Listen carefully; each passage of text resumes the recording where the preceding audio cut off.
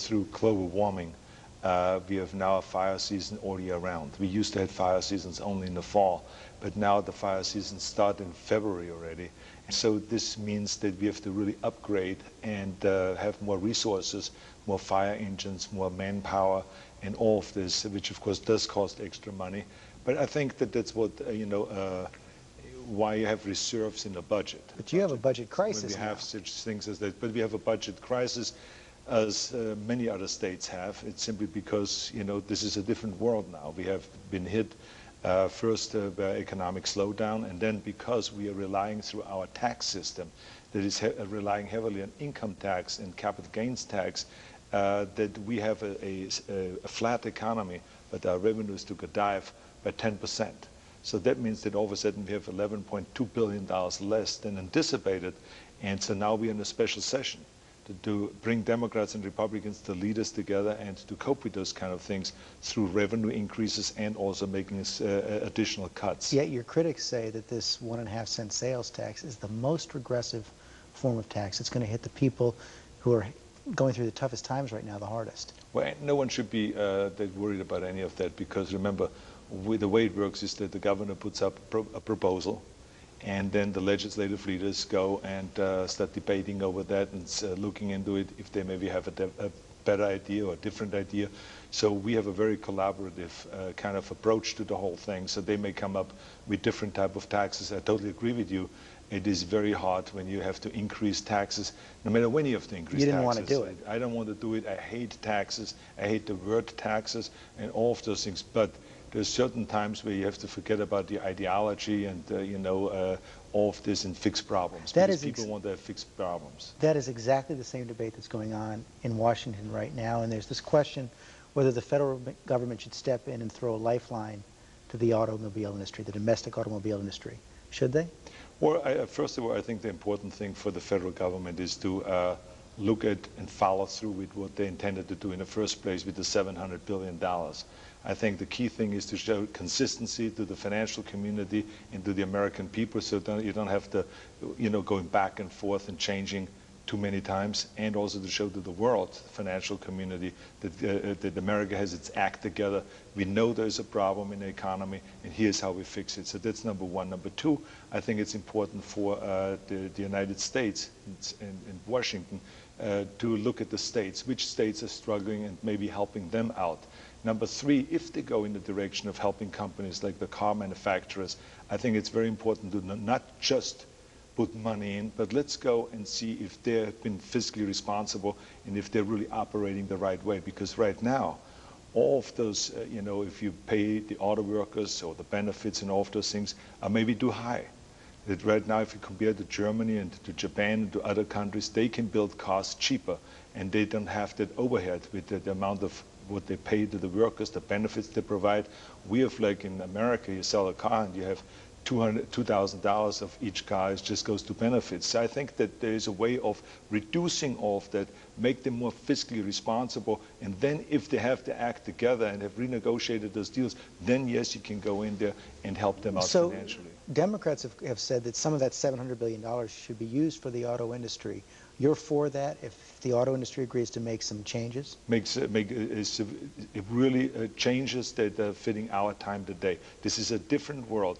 Anyone that wants to go and think that they don't have to shift down and make changes, if it is states, if it is local government, if it is the auto industry, or any other industry as far as that goes, they're living in a dream world or in a fantasy world. You've got to recognize that this is the time now to renegotiate and to work in a different way. Like we have proposed a furlough to have, our state workers, for instance, not work 1 day a week and not get paid for the day.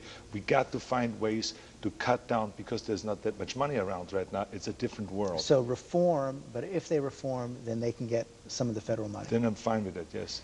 You mentioned the stimulus, aid to state and local governments as well. You've actually petitioned President Bush and leaders in Congress saying that they should pass a stimulus package now, yet President Bush is resisting that. So are your Republican colleagues in the Congress. Well, I think that there's different ways of thinking, that doesn't mean that when I, as a governor who have my stated interest, I represent the state. I don't care about, what anyone's philosophy is. I will fight for the state of California.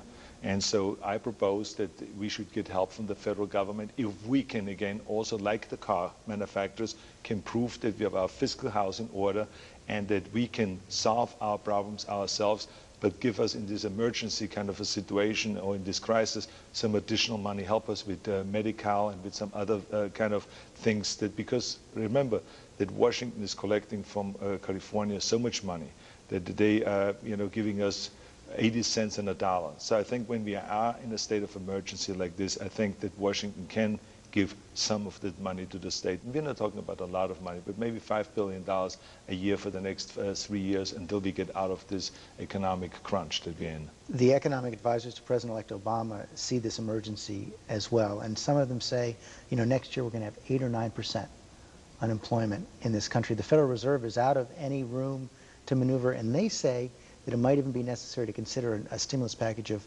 $500 billion, $600 billion. Do you support that? Well, I cannot get into the numbers, but I can tell you one thing. The most important thing right now is to recognize the fact that this is not the end of the economic slowdown. There is no sign that shows that there's an upswing next year. So when you come up with rescue packages or with economic stimulus packages and all of those things, don't think just about now. Think what will happen within the next few months or the next year. Things will get worse. Unemployment will get worse. The housing crisis will get worse. The mortgage situation is going to get worse. So what we have to do is we have to plan for that worst situation rather than always 1 month at a time. And then each month we have to make the adjustments and adjustments and adjustments. And that's when the people of the United States and of the various different states start losing faith in government. They say they don't have to act together. They change all the time. They change the package all the time. They have a rescue package number 1, number 2, number 3, and number 4. Why not just come up with a good program?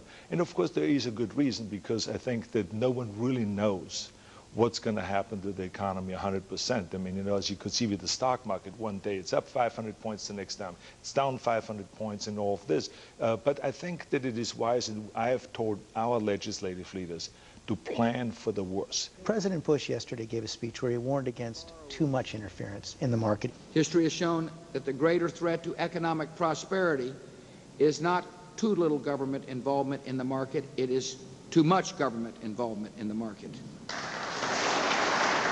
Well, the sad story here is that it was government that created the problem in the first place. And so I think that government is responsible to help. But then it depends to what extent. Well, I think the whole housing crisis, the mortgage crisis and all of those things with Fannie Mae and Freddie Mac and the way they were pushed to give everyone the chance to be part of the American dream, it's a nice thing.